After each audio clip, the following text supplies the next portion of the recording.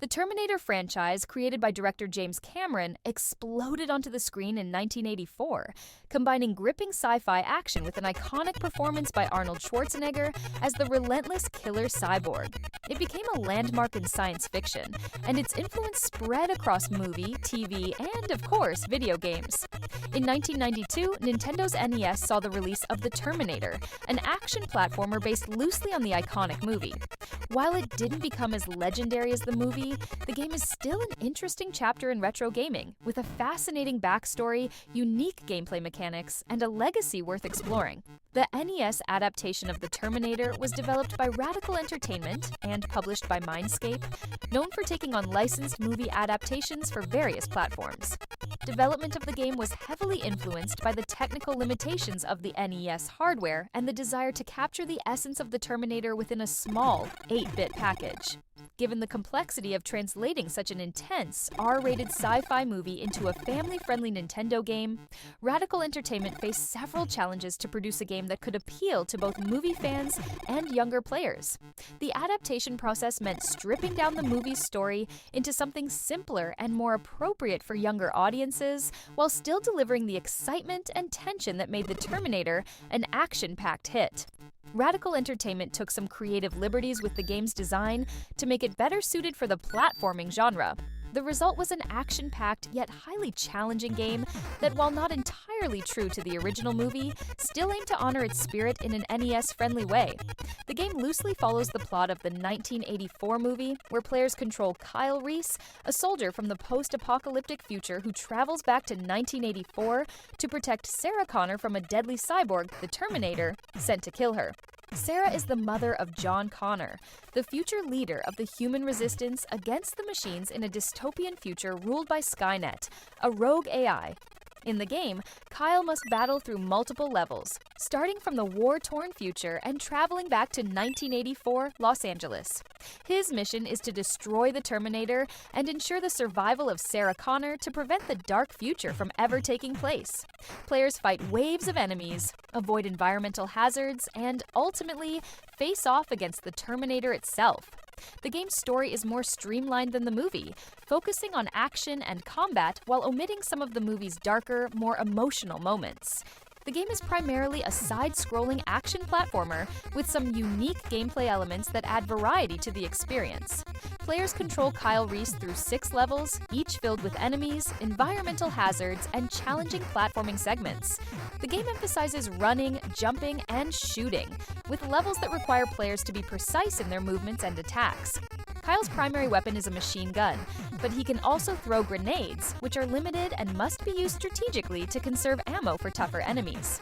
Health and ammunition are scattered throughout levels, adding a resource management element. Since the original movie's story didn't include numerous enemies besides the Terminator itself, Radical Entertainment added new foes to populate the game, including cyborgs, drones, and various Skynet-controlled machines in the futuristic levels.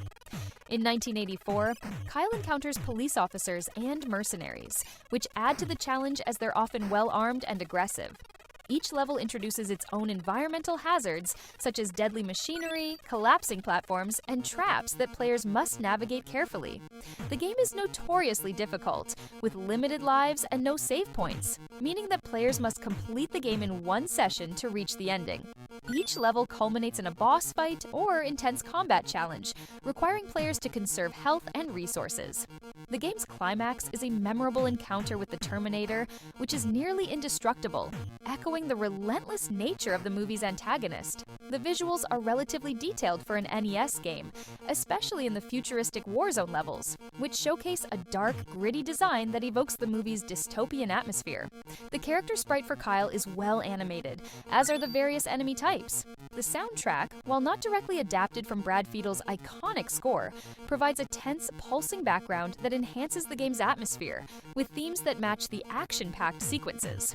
The NES game takes significant liberties with the storyline, primarily focusing on combat and action. For example, in the movie, Kyle only has limited encounters with police and other characters, while in the game, he faces a relentless onslaught of enemies. This was largely due to gameplay demands, as a faithful adaptation of the movie's quieter, suspenseful moments would be difficult to replicate on the NES. The game's high difficulty level and lack of checkpoints make it infamous among NES titles for being tough to complete. Players only have a few lives to make it through all 6 levels, and there are no opportunities to save or continue. This adds to the game's challenge, but can make it frustrating for casual players. Due to time constraints and the limited memory of NES cartridges, some planned features and assets were cut. Early concept art suggests there may have been plans for more complex boss encounters and additional levels that would have better reflected scenes from the movie. These ideas, however, never made it to the final version. The Terminator was also released on other platforms, such as the Sega Genesis and SNES, with each version taking a unique approach to the gameplay and story. The NES version stands out for its difficulty and distinct platforming style, while other versions took a more action-oriented approach, allowing for more dynamic confrontations with the Terminator. While not as beloved as other NES adaptations of action movies, the game has earned a place in retro gaming culture for its challenging gameplay and connection to the Terminator franchise.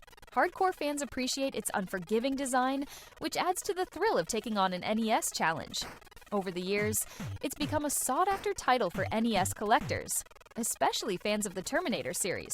Although limited by NES technology, the developers included subtle references to Cameron's original movie, such as the post-apocalyptic atmosphere in the future levels, which mirrors the scenes of Skynet's desolate world in the movie. These details show that Radical Entertainment wanted to stay faithful to the source material, even with the hardware constraints. The Terminator for NES remains a memorable, if punishingly difficult, entry in the landscape of retro movie-based games.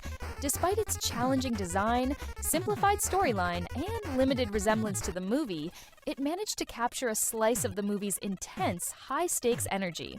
Radical Entertainment's adaptation for the NES stands as a testament to how even a relatively simple 8-bit platformer could evoke the excitement and tension of a major Hollywood blockbuster. Its lasting appeal lies in its place as part of the Terminator franchise, and as a tough but rewarding challenge for retro gaming fans. Though it may not have achieved the critical acclaim of some other licensed titles, it has retained a place in the hearts of NES enthusiasts who appreciate the game's difficulty and dedication to bringing a slice of the Terminator universe to home consoles. For anyone looking to experience a unique piece of Terminator history, or for fans of challenging NES games, The Terminator for NES is a fascinating glimpse into how one of the greatest action movies of all time was transformed into an 8-bit adventure that has stood the test of time as a cult classic.